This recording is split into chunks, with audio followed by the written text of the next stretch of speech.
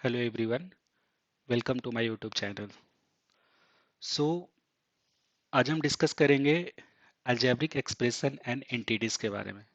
That is chapter 9 from class 8। ठीक है, तो चलिए शुरू करते हैं। तो अलजेब्रिक एक्सप्रेशन में सबसे पहले हम देखते हैं कांस्टेंट।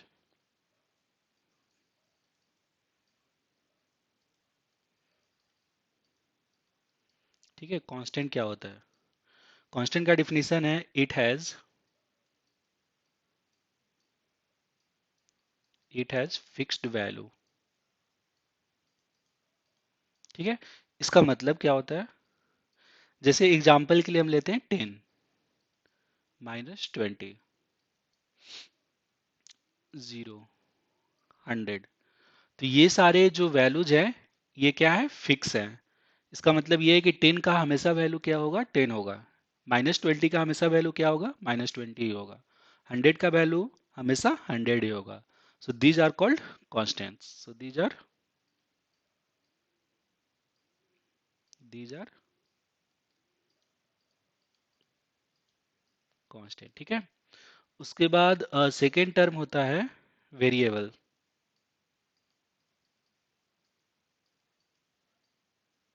ठीक है, चलिए वेरिएबल देखते हैं। इट कैन टेक्स, इसका डिफिनीशन ये है, it can takes various value.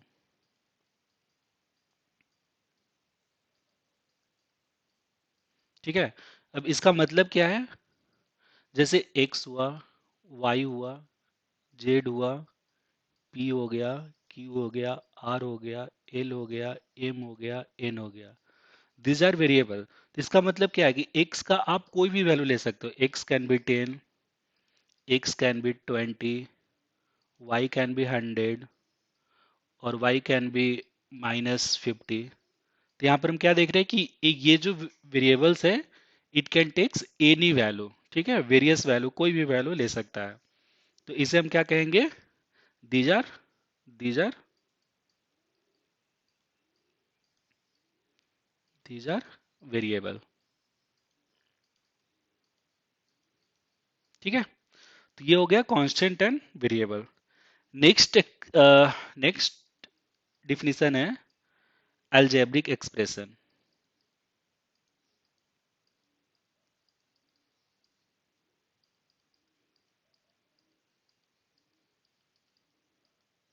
ठीक है, तो अलजेब्रिक एक्सप्रेशन का क्या डिफिनीशन होगा?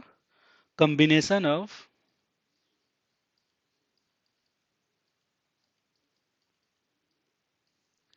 Combination of constant and variable.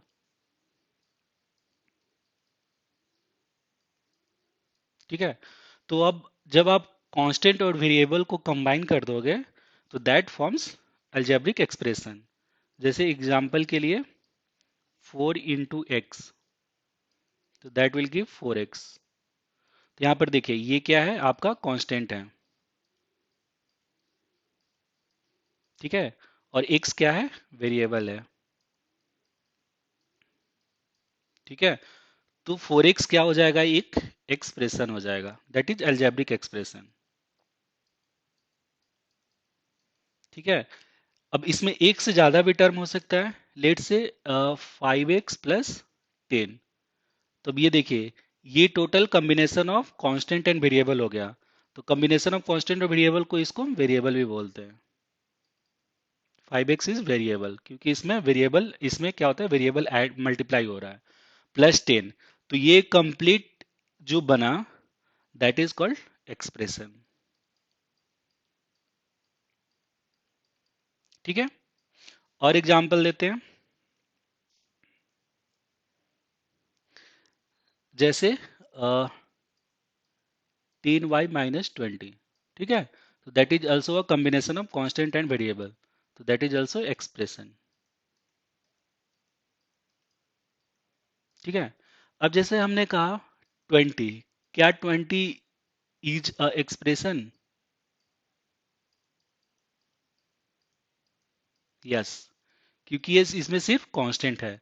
तो अगर कांस्टेंट भी रहेगा तो that is also called expression. Similarly x, क्या single x is expression? Yes, it is a expression. ठीक है.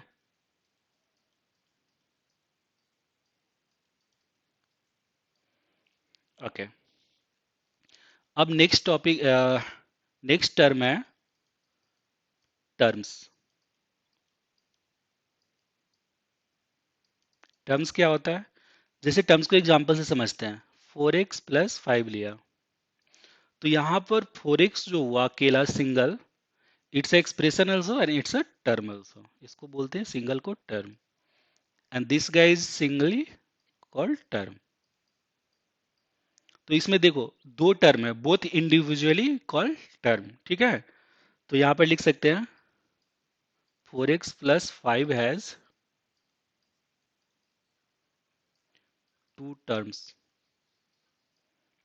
ठीक है. वन इज 4x एंड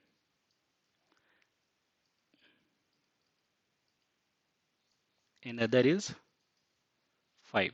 ठीक है.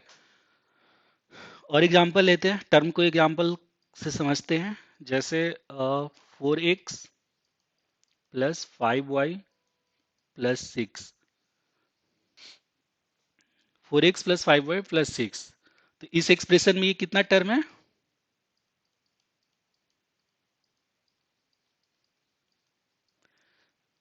Expression has how many terms? 3 term. कौन कौन सा? एक हो गया 4x, 5y एंड 6. ठीक है. तो इसमें 3 टर्म हो गया. ठीक है. अब एग्जांपल, एक और एग्जांपल से समझते हैं.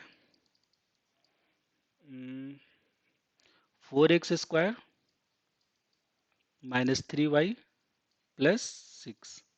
ठीक है. इस एक्सप्रेशन में कितने टर्म है? 3 टर्म. कौन कौन से टर्म्स है? तो 4x² -3y और 6. ठीक है. अब जब जो साइन होगा, जो सिंबल होगा, उस टर्म को साथ में रखेंगे. जैसे यहाँ पे मैंने -3xy लिया है एक टर्म, तो यहाँ पर एक टर्म -3xy होगा. ठीक है. +3xy नहीं लेंगे क्योंकि ये जो साइन है इस टर्म के साथ है, तो हम साइन भी हमेशा उसके साथ में रखेंगे. ठीक है. तो यहाँ पर हम कह सकते हैं, एक पॉइंट कह सकते हैं, terms are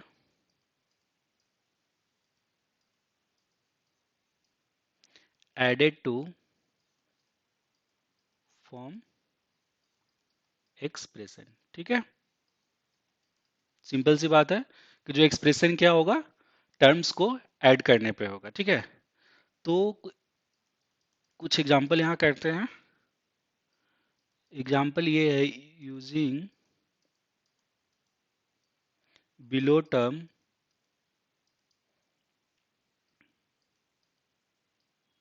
form a expression. ठीक है. अब पहला एग्जांपल लेते हैं. 3x, 4y² 6. ठीक है. तो ये 3 टर्म है. इस टर्म इन तीनों टर्म को यूज करके एक्सप्रेशन बनाना है. तो एक्सप्रेशन क्या हो जाएगा? एक्सप्रेशन क्या हो जाएगा? सिंपली आप उसको ऐड कर दो. 3x + 4y² + 6. तो ये एक्सप्रेशन हो गया. ठीक है. सेकेंड एग्जांपल देखते हैं. दिया हुआ है 4x, 5y, -5y दिया हुआ है, -7. ठीक है. इससे एक्सप्रेशन बनाना है इस सारे टर्म को यूज करके. तो एक्सप्रेशन क्या हो जाएगा? 4x - 5y - 7. ठीक है. चलिए एक और एग्जांपल करते हैं. That is 6x - 5 -8 and -5y. ठीक है. अब इन सारे को यूज करके एक्सप्रेशन बना रहे थे, एक्सप्रेशन क्या हो जाएगा? सिंपली आप ऐड कर दो, ऐड करोगे तो क्या हो जाएगा? 6x minus 5 - 8 -5y। ठीक है, तो ये देखो -5 और -8 ऐड हो जाएगा यहाँ पर, 6x -13 -5y। तो सबसे पहले कोई भी जब आप एक एक्सप्रेशन लेते हो तो सबसे पहले वेरिएबल टर्म को लिखें, तो इसको आप ऐसे भी लिख सकते हो, 6x -5y -13। ठीक है, ये आंसर हो गया। तो इस तरह से हमने टर्म के बारे में सीखा और टर्म से कैसे एक्सप्रेशन बनाया जाता है उसके बारे में सीखा। चलिए, नेक्स्ट टॉपिक है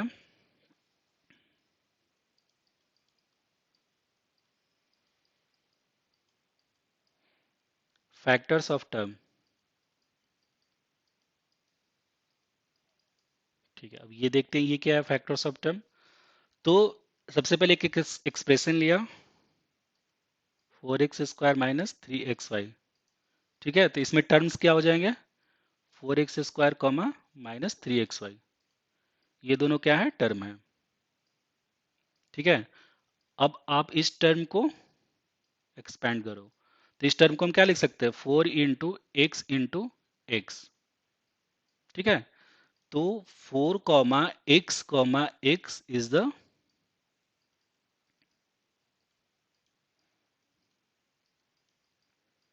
फैक्टर ऑफ टर्म 4x²। किसका? 4x² का। सिमिलरली आप एग्जाम्पल इसका लो, -3xy, तो इसको हम क्या लिखेंगे? -3 × x × y। तो फैक्टर क्या क्या हो जाएगा? -3, x, y is the factor of term -3xy। ठीक है, तो टर्म फैक्टर काफी इजी कॉन्सेप्ट है, तो यहाँ से आपका क्लियर हो गया होगा। चलिए नेक्स्ट टॉपिक पे आते हैं, that is coefficient.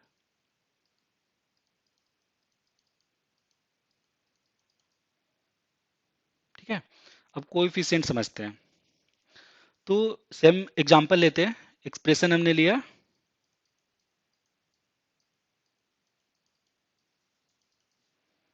4x² -3xy। तो फैक्टर ऑफ 4x² क्या है? 4 × x × x, तो फैक्टर है 4, x, x। ठीक है, ये सारे इसके फैक्टर हो गए। तो कोफिशिएंट क्या होता है? कोफिशिएंट इज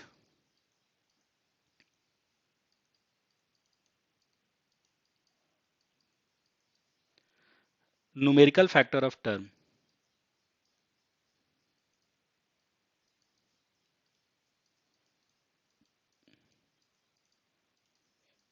ठीक है, तो ये सारे फैक्टर है, 4x, x, 4x² के ये सारे फैक्टर हैं, तो इसका न्यूमेरिकल फैक्टर कौन सा है?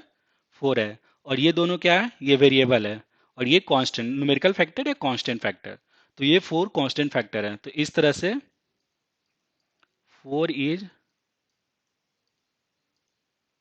कोएफिशिएंट ऑफ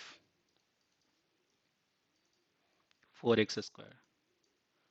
ठीक है, चलिए और एग्जाम्पल से समझते हैं। नेक्स्ट टर्म था उसका क्या? -3xy। तो इसका फैक्टर आप निकालो,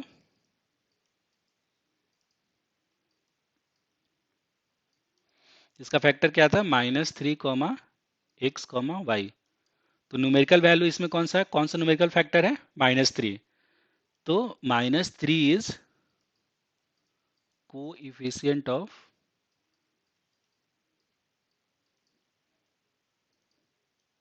-3, x, y। ठीक है, तो ये भी काफी इजी कॉन्सेप्ट है। कुछ और एग्जाम्पल करते हैं इसमें। Find the coefficient of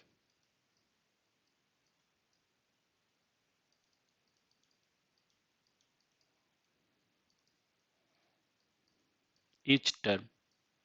coefficient हमेशा क्या होगा? टर्म का होगा, एक्सप्रेशन का नहीं होगा। एक्सप्रेशन के सारे टर्म्स का अपना अपना कोफिशिएंट होगा, ठीक है, ये याद रखिएगा। तो एक एक्सप्रेशन दिया हुआ है एक्स स्क्वायर प्लस 2x+3। तो एक्स स्क्वायर का कोफिशिएंट क्या होगा? एक्स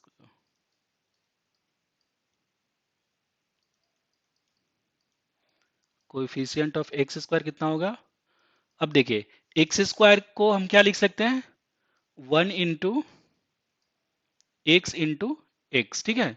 तो इसका न्यूमेरिकल फैक्टर क्या होगा? 1 हो जाएगा। तो इस तरह से इसका वैल्यू क्या हो जाएगा? 1, ठीक है।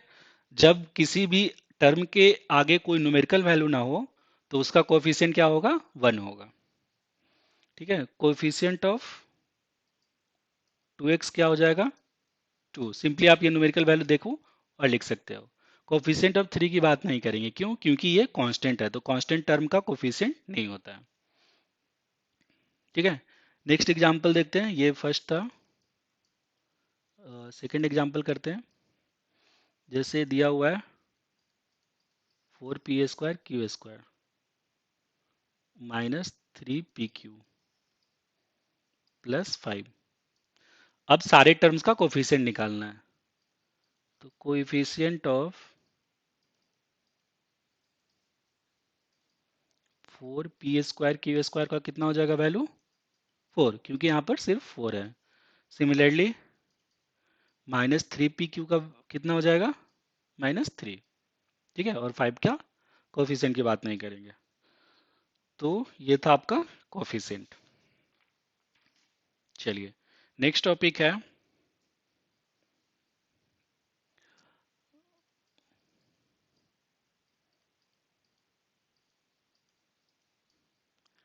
Number line and expression. Expression या अलजेब्रिक एक्सप्रेशन, ठीक है। ठीक है, तो इसको देखते हैं, एग्जाम्पल के थ्रू समझते हैं। एग्जाम्पल है x+5। अब x+5 को हम नंबर लाइन पे कैसे डिनोट करेंगे? तो सबसे पहले आप नंबर लाइन ड्रॉ कर दो। यहाँ पर 0 हो गया, ठीक है। अब x यूनिट डिस्टेंस पे x हो जाएगा। ये यहाँ पर कितना डिस्टेंस है? x unit distance. फिर यहाँ पर जहाँ से 5 यूनिट डिस्टेंस और आगे चलेंगे, तो ये टर्म कितना हो जाएगा? x+5। तो ये पॉइंट क्या हो जाएगा? डिनोट्स x+5, ठीक है। बहुत ही सिंपल है। चलिए एक और एग्जांपल करते हैं। जैसे x-4 का बोला रिप्रेजेंट करने के लिए, तो जिस तरह से हम प्लस को डिनोट किए थे x+5 को, सिमिलरली x-4 को भी करेंगे। तो लेट से यहाँ पे 0 हो गया, यहाँ पे x डिस्टेंस भी ये x हो गया, ठीक है। अब हमने क्या पढ़ा था कि अब अगर आप इसमें 5 ऐड करोगे तो आप राइट साइड में मूव करोगे, अगर पॉजिटिव ऐड करते हो तो। बट अगर निगेटिव ऐड करते हो तो लेफ्ट साइड की तरफ मूव करते हैं। निगेटिव ऐड करने पे लेफ्ट साइड, ठीक है। तो x-4 समहाउ यहाँ पर होगा। ये क्यों? क्योंकि यहाँ पर 4 यूनिट, ये 4 यूनिट डिस्टेंस है, दैट विल बी x-4। तो ये पॉइंट क्या हो जाएगा? डिनोट्स x-4, ठीक है। सिंपल है। चलिए एक और एग्जांपल करते हैं। 4x+5, ये नंबर लाइन हो गया, यहाँ 0 हो गया। अब x को तो पता है कि x यूनिट डिस्टेंस पे हमने x को डिनोट किया। 4x को कैसे डिनोट करेंगे? तो 4x को हम क्या लिख सकते हैं? x plus x plus x plus x plus 5, ठीक है। तो लेट से कि ये x डिस्टेंस हो गया, यहाँ से फिर अब x डिस्टेंस आगे चलोगे तो ये कितना हो जाएगा? 2x हो जाएगा। फिर यहाँ से x डिस्टेंस आगे चले तो ये क्या हो जाएगा? 3x हो गया। तो इसको और एक्सटेंड कर दो। फिर यहाँ से x डिस्टेंस आगे चले तो ये हो गया 4x। अब क्या करना है? इसमें 5 ऐड करना है, तो ये 5 यूनिट हो गया। तो ये कितना हो गया? 4x+5। तो ये पॉइंट के किसको डिनोट कर रहा है? Denote 4x+5। सिमिलरली अगर इसी क्वेश्चन में हम बोल दें कि 4x-5 को डिनोट करो, तो 4x तो यहां पर हो गया, ठीक है, ये तो 4x हो गया, -5 किया तो समहाउ यहां पर आ गया, ठीक है, तो दैट्स गिव 4x-5, क्योंकि माइनस करते हैं तो अब लेफ्ट की तरफ मूव करते हैं, और ये डिस्टेंस आप डिनोट कर दो कि 5 यूनिट डिस्टेंस है, ठीक है, तो ये हो गया 4x-5। तो इस तरह से हम नंबर लाइन पे किसी भी अलजेब्रिक एक्सप्रेशन को रिप्रेजेंट कर सकते हैं, ठीक है। चलिए नेक्स्ट टॉपिक, कुछ क्वेश्चन है आप ट्राई कर सकते हो, मैं यहाँ पे लिख देता हूँ, आप खुद से ट्राई करना। सो ऑन नंबर लाइन, ठीक है, पहला x है, कॉमन 2x, उसके बाद 2x+1, 2x-4, 3x-2, ठीक है, तो इन सारे एक्सप्रेशन को आप नंबर लाइन पे रिप्रेजेंट करो, ठीक है, ये आप खुद से ट्राई करो। चलिए नेक्स्ट टॉपिक है mono mono monomials.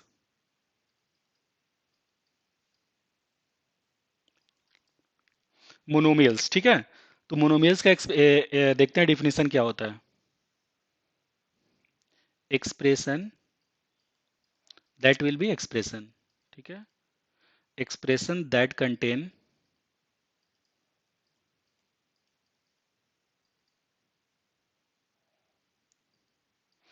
Contains only one term is called monomials, ठीक है। तो क्या कह रहा है definition, expression contains only one term, ठीक है, तो कोई भी एक्सप्रेशन अगर उसमें वन टर्म हो तो that is called monomials. For example 4x, इसमें क्या है, सिंगल टर्म है। 3x, इसमें क्या है, सिंगल टर्म है। 4x², ये भी एक सिंगल टर्म है। 3xy, ठीक है, एक सिंगल टर्म है। -9 भी एक क्या है, सिंगल टर्म है। तो these are all the example of monomials. तो अगर हम पूछते हैं 4x+5y is monomial, no, because इसमें दो टर्म है, एक 4x है 5y, नॉट अ मोनोमियल्स, ठीक है। 4x+5 क्या है, मोनोमियल नहीं है, ठीक है। चलिए नेक्स्ट टर्म है बाइनोमियल।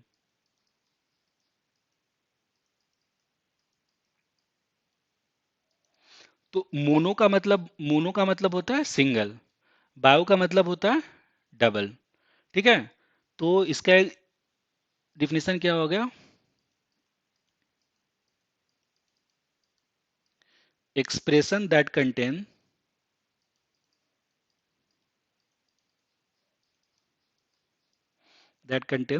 टू टर्म,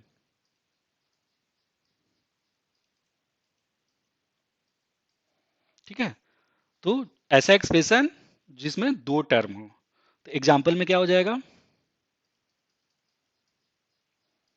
a+b,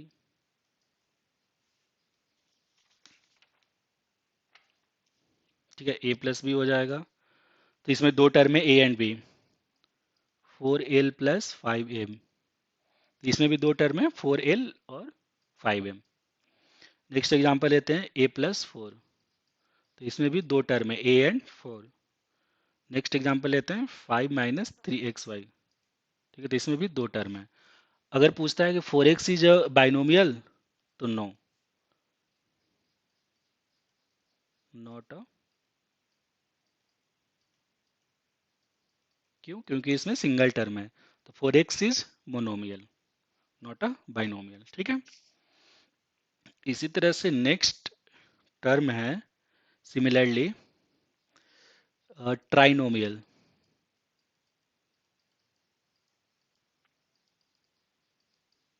ठीक है, ट्राई का मतलब क्या होता है, थ्री, तो ट्राई का मतलब थ्री होता है, तो एक्सप्रेशन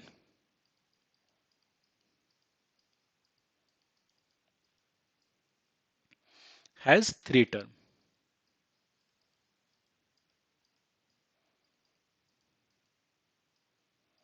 तो सिमिलरली इसमें क्या एग्जांपल ले सकते हैं,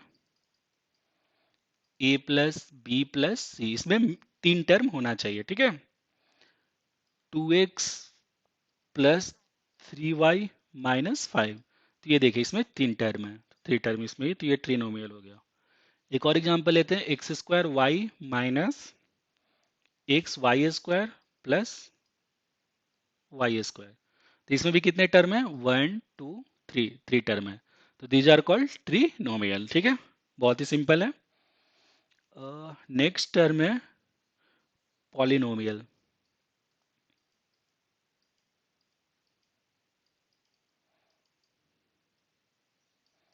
तो पॉलिनोमियल के डिफिनीशन क्या होगा, expression contains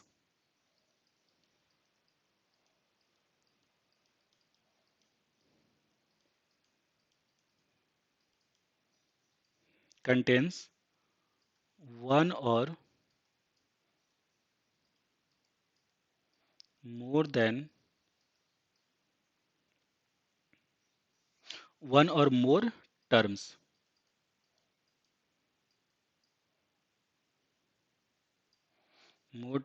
with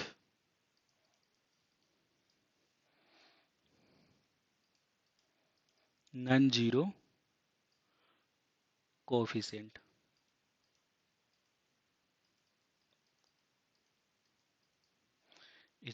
is called, that is called polynomial. तो एग्जांपल देखते हैं। अब ऊपर के जितने भी बाइनोमियल, ट्राइनोमियल और मोनोमियल जितने भी पढ़े, वो सब क्या हो जाएंगे, पॉलिनोमियल होगा। क्यों, क्योंकि उसमें एक और एक से ज्यादा एक्सप्रेशन है। तो एग्जांपल के लिए क्या हो जाएगा, A plus B plus C plus D, this is polynomial. 3xyz, तो this is polynomial and monomial, this is polynomial, और क्योंकि सिंगल टर्म है तो इसको मोनोमियल भी बोलेंगे, ठीक है, ये दोनों होगा। उसके बाद 7xyz माइनस 10, तो this is also a polynomial. But यहाँ पर डिफिनीशन में आप देखो नन जीरो कोफिशिएंट की बात कर रहा है। ऐसा टर्म वन और more terms with the non zero coefficient, इसका मतलब समझते हैं, ठीक है।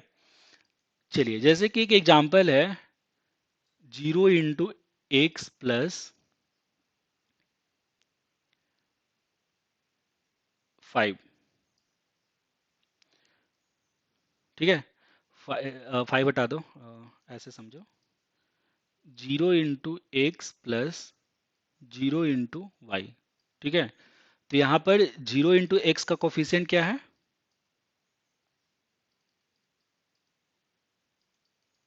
0, और 0 इंटू वाई का कोफिशिएंट क्या है, 0। बट अगर आप इसको सॉल्व करोगे, इसको फर्दर सॉल्व करोगे, तो ये 0 इंटू एक्स हमेशा क्या देगा, 0, प्लस 0 इंटू वाई दे देगा 0, that become 0। This is not a polynomial,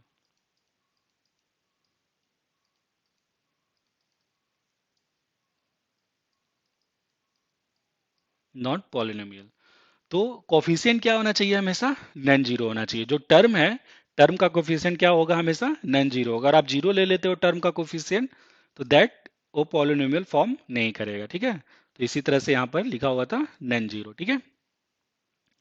तो ये सारे डिफिनीशंस थे जो काफ़ी इजी थे, इजी टू अंडरस्टैंड थे, इसमें ज़्यादा कुछ प्रॉब्लम नहीं होगा आपको समझने में।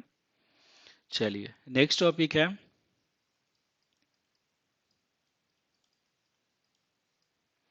लाइक एंड,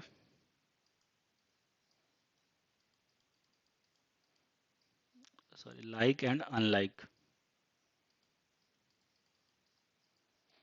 टर्म्स,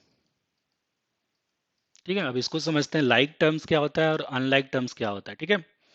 तो यहाँ पर मैं आपको बहुत सारे टर्म्स लिखता हूँ, 7x, 14x, -13x, 5x² 7y, 7xy, उसके बाद -9y², उसके बाद -9x², उसके बाद -5y(x), ठीक है। अब ये सारे क्या है, टर्म्स हैं। अब देखिए इसमें लाइक टर्म्स क्या क्या होंगे। अब आप ऐसे टर्म्स खोजो जिसके एंड में एक्स हो, सिर्फ एक्स हो। तो एक है 7x, इसमें भी एक्स है सिर्फ, तो 14x। और कोई टर्म है -13x, यहीं पर है। तो ये क्या है, ये सारे टर्म्स में सिर्फ एक्स है, ठीक है, सिंगल एक्स है। तो दैट इज आपस में ये क्या होंगे, ये तीनों क्या होंगे, like terms, are like terms, ठीक है। अब चलते हैं अनदर कैटेगरी खोजते हैं। अब हम बात करेंगे x² का। तो ऐसा टर्म खोजिए जिसमें सिर्फ x², हो। तो यहां पर से एक टर्म मिला 5x²। अब नेक्स्ट x² कहां पर है, यहां पर -9x²। तो ये दोनों आपस में क्या है, आर लाइक टर्म, ठीक है। समझ में आ रहा है क्या कर रहे हैं। तो जो वेरिएबल, किसी भी टर्म का वेरिएबल पार्ट देखेंगे, अगर उस टर्म के वेरिएबल, दो टर्म के वेरिएबल पार्ट सेम होंगे, जैसे यहाँ पर एक, इसका भी वेरिएबल पार्ट x² है और इसका भी वेरिएबल पार्ट x² है, तो both are called like term, ठीक है। और इसमें कुछ लाइक टर्म्स हैं। अब एक्स वाई की बात करते हैं। तो यहाँ पर देखिए एक एक्स वाई यहाँ पर है, और यहाँ ये देखिए -5y(x) है। तो -5y(x) को हम लिख सकते हैं -5xy। y(x) लिखो या xy लिखो, that is also equal to -5xy। दोनों क्या है, इक्वल है। आप वेरिएबल्स को कैसे भी इधर उधर करके लिख सकते हो, ठीक है। तो 7xy -5y(x), तो इसमें वेरिएबल टर्म क्या है, एक्स वाई है। यहाँ पर भी वेरिएबल टर्म क्या है, वाई एक्स या एक्स वाई है। तो these are also, this is also are like term,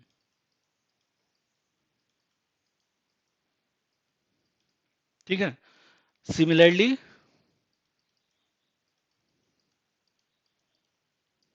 अगर हम कहें 7x और 7xy, तो ये क्या लाइक टर्म है, नहीं। क्यों, क्योंकि यहाँ का वेरिएबल पोर्शन सिर्फ एक्स है और इसमें variable portion x and y दोनों है। तो इसको कहेंगे आर अनलाइक टर्म,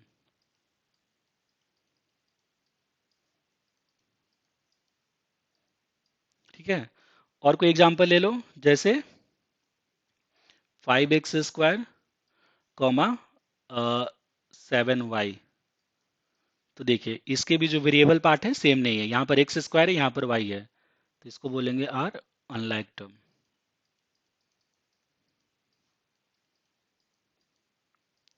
ठीक है। तो इस तरह से हम लाइक और अनलाइक टर्म को पहचान सकते हैं, ठीक है। तो आज के लिए इतना ही, फिर नेक्स्ट सेशन में मिलते हैं नेक्स्ट टॉपिक के साथ। Okay, thank you, bye bye.